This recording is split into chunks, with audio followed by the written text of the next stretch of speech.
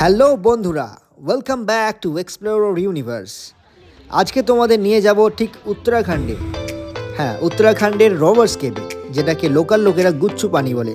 আমি হিরণময়, আর আজকে আপনাদের নিয়ে যাব গুচ্ছু পানি।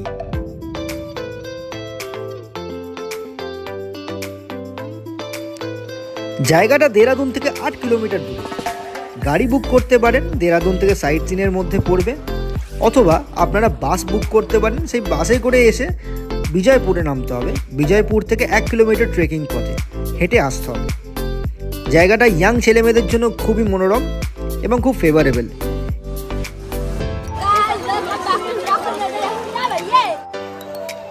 ওটা আমার ভাগ্নি ছিল, এখন ব্লগারদের যুগে ও ব্লগিং করতে শুরু করে দিয়েছে।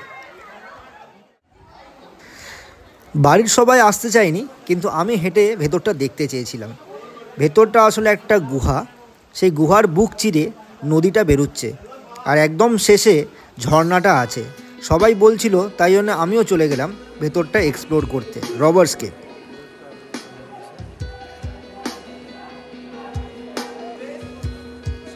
ঢোকার মুখে ঠিক অতটা জল ছিল না, চেটো পর্যন্ত ডুবছিল।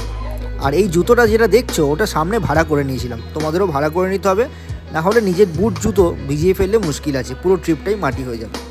এই পাথরগুলো দেখছো, এগুলো লাইমস্টোনের। তোমাদের মনে নিশ্চয়ই কৌতূহল হচ্ছে যে কেন এটাকে রবার্স কেভ বলে। এটাকে রবার্স কেভ বলা হয় কারণ ব্রিটিশদের সময় যে চোর ছেচোররা চুরি করে লুকিয়ে পড়তো, এই গুহার মধ্যে ইজিলি লুকিয়ে পড়তে পারতো। কারণ এত ছোট ছোট ফাঁক ফোকর আছে, তারা ইজিলি উঠে লুকিয়ে পড়তে পারতো। তাই জন্য ব্রিটিশরা এটাকে রবার্স কেভ নাম দিয়েছে। আর লোকাল লোকেরা এটাকে গুচ্ছু পানি বলে। চারিদিকে দেখতে পাচ্ছ নানা রকমের সাইজের পাথর এবড়ো খেবড়ো হয়ে বেরিয়ে আছে। বাচ্চা থেকে বড় সবাই এখানে আনন্দ করতে আসে, এবং লোকাল লোকেরা এখানে পিকনিকও করে। এখন আমি একদম শেষ প্রান্তে পৌঁছে পড়েছি রবার্স কেভে। শেষে দেখতেও পাচ্ছ ওপরে ওঠার জায়গা আছে, ওপরে একটা খাওয়ার জায়গাও আছে, যেখানে ম্যাগি, চা, বিস্কুট, কফি এসব পাওয়া যায়। কিছু ছেলেমেয়েরা ওপরে উঠে হই হুল্লোড় করছে, শুনতেই পাচ্ছ। আর অপর দিকে ঠিক আমার মা দিকে হচ্ছে ঝর্ণাটা। এই ঝর্ণার ছবিটাই নানা রকম জায়গায় পাবে, গুগলেও দেখতে পাবে গুচ্ছু পানির ছবি। এটা ওই ঝর্ণাটা যেটা বয়ে চলছে একদম রবার্স কেভের স্টার্টিং, গুচ্ছু পানির গুহার একদম স্টার্টিংয়ে। জায়গাটা খুবই সুন্দর। দেরাদুন গেলে অবশ্যই জায়গাটা ভিজিট করবেন, আমি তো রেকমেন্ড করবই। যারা অ্যাডভেঞ্চার ভালোবাসেন তাদের জন্য তো এটা ফাটাফাটি। পায়ের তলা দিয়ে একদম ঠান্ডা কনকনানি জল, কিন্তু গরমকালে খুবই ভালো লাগবে।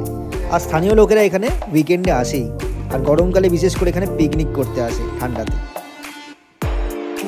আজকের ব্লগটা এত পর্যন্তই। Tata, bye bye. আবার দেখা হবে আপনাদের সঙ্গে একটা নতুন ব্লগে। নতুন দর্শকদের আমি অনুরোধ করব, প্লিজ সাবস্ক্রাইব করুন, লাইক করুন এবং ভিডিওটাকে শেয়ার করুন।